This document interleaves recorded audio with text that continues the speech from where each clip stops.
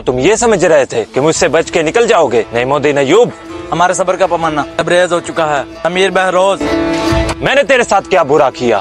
दोस्त नहीं थे क्या हम? इसीलिए हाकिम बनाया तुझे। तुमने क्या किया? खुला धोखा दिया मुझे।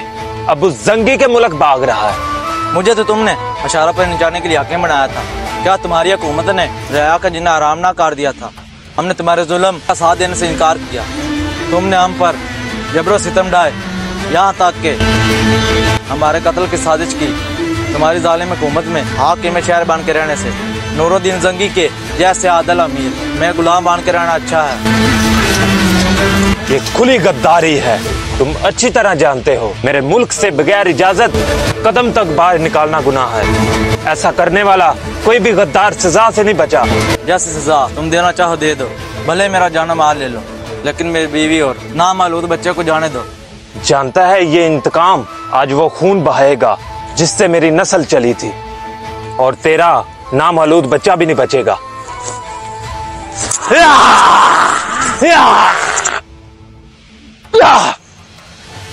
लेकर आओ उसे।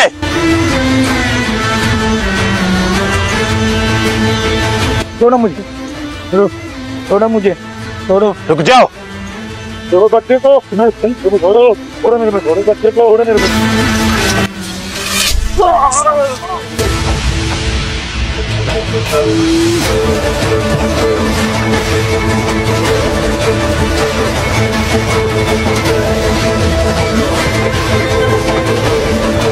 तुमने उन मजबूर और बेबस लोगों पर तलवार उठा ली जो मेरे पास पनाह गुज़ीन होने को आ रहे थे बहरोज, और तुम उस नामौलूद पर भी जुल्म डाल रहे थे। मेरे और मेरे दुश्मन के बीच मत आओ, इसलिए कि हमारी कोई दुश्मनी नहीं। अमीर नूरुद्दीन, अपनी तलवार फौरन न्याम में रख लो, ये मेरे साये में है। समझदार बनो। तुम इन 2 टके के इंसान के लिए मुझसे अदावत का सिलसिला छेड़ डालोगे। तुम अपने मुल्क की चूड़ियों पर हुक्मरानी जाके करो। नूरुद्दीन जंगी।